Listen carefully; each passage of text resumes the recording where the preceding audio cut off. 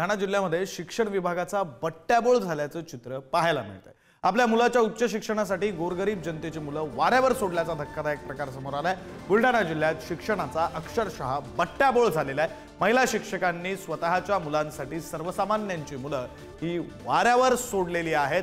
धक्कादायक प्रकार बुलढाण्याच्या चिखली तालुक्यातील जिल्हा परिषदेच्या शाळेत समोर आलाय। या संपूर्ण प्रकाराकडे राज्याचे शिक्षण मंत्री दादा भुसे यांनीच लक्ष घालून शिक्षण विभागातील शिक्षकांसह अधिकाऱ्यावर कारवाई करावी अशी मागणी आता पालकांकडून केली जाते।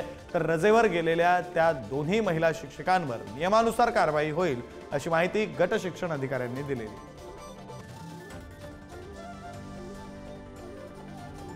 सर, आमच्या शाळेतल्या 2 शिक्षिका ह्या गैरहजर नाही आहेत।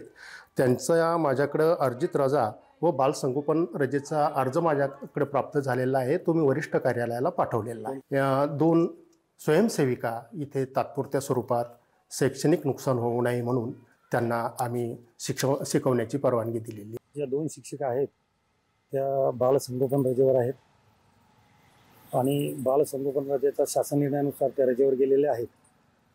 त्यांचे रजेचे प्रस्ताव आपण जिल्हा कार्यालयाला पाठवलेले आहेत।